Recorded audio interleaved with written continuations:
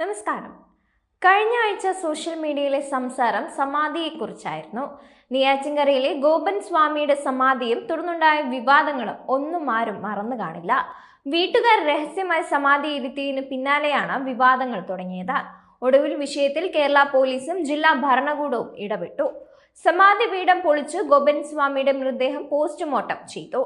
പിന്നീട് വീണ്ടും ഗോപൻ സ്വാമിയെ സമാധിയിരുത്തി.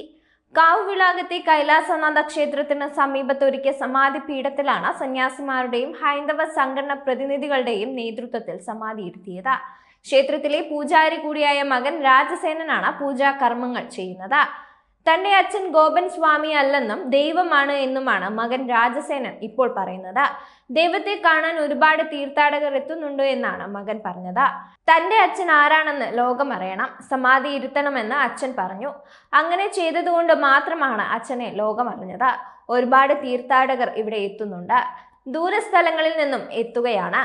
ഭഗവാൻ എന്താണോ നിശ്ചയിക്കുന്നത് തീർച്ചയായും അച്ഛൻ നടക്കുന്നതായിരിക്കും. ഈശ്വരൻ നിശ്ചയിക്കുന്നതിന് അപ്പുറത്തേക്ക് ഈ ലോകത്ത് ഒന്നുമില്ല.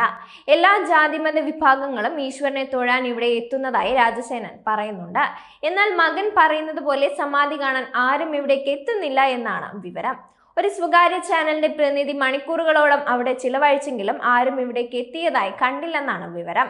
നെയ്ത്ത് ജോലിയും ചുമട്ടുതൊഴിലും ചെയ്തിരുന്ന ആളാണ് ഗോപൻ സ്വാമി എന്നറിയപ്പെടുന്ന മണിയൻ എന്നാണ് റിപ്പോർട്ടുകൾ.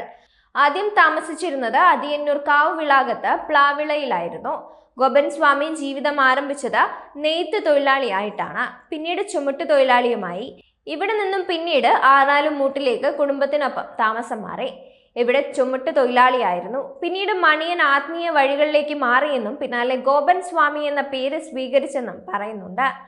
അതേസമയം നെയ്യാറ്റിൻകര ഗോപന്റെ മരണ സർട്ടിഫിക്കറ്റ് നൽകാനാവില്ലെന്നാണ് നെയ്യാറ്റിൻകര നഗരസഭ പറയുന്നത്.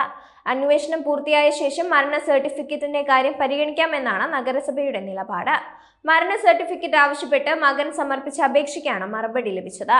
നെയ്യാറ്റിൻകര ഗോപന്റെ രണ്ടാമത്തെ മകൻ രാജസേനനാണ് മരണ സർട്ടിഫിക്കറ്റിനായി അപേക്ഷിച്ചത്. ഗോപന്റെ പോസ്റ്റ്മോർട്ടം നടപടികൾ പുരോഗമിക്കുന്ന സാഹചര്യത്തിലാണ് നഗരസഭയുടെ തീരുമാനം. പോസ്റ്റ്മോർട്ടത്തിന്റെ ആദ്യഘട്ടങ്ങൾ കഴിഞ്ഞെങ്കിലും പൂർണ്ണമായ പോസ്റ്റ്മോർട്ടം റിപ്പോർട്ട് ഇതുവരെ പുറത്തു വന്നിട്ടില്ല. അതുകൊണ്ട് തന്നെ ഗോപന്റെ മരണകാരണം എന്താണെന്ന് ഇതുവരെ വ്യക്തമായിട്ടുമില്ല. ഗോപൻ സമാധിയായി എന്ന പോസ്റ്റർ മക്കൾ വെച്ചതിന് പിന്നാലെയാണ് സംഭവം അന്ന് വിവാദമായത്. പിന്നാലെ കല്ലറ തുറന്ന മൃതദേഹം പുറത്തെടുത്ത് പോസ്റ്റ്മോർട്ടം നടത്തുകയായിരുന്നു. പോസ്റ്റ്മോർട്ടത്തിൽ ഹൃദയ വാൽവിന് 2 ബ്ലോക്ക് ഉണ്ടായിരുന്നുവെന്നും പ്രമേഹം ബാധിച്ച് കാലുകളിൽ മുറിവുണ്ടായിരുന്നുവെന്നും വ്യക്തമാക്കിയിരുന്നു. ഇത്തരം പ്രശ്നങ്ങൾ മരണകാരണമായോ എന്ന് വ്യക്തമാകണമെങ്കിൽ ആന്തരിക പരിശോധനാ ഫലം ലഭിക്കണമെന്നാണ് ഫോറൻസിക് ഡോക്ടർമാർ പറയുന്നത്.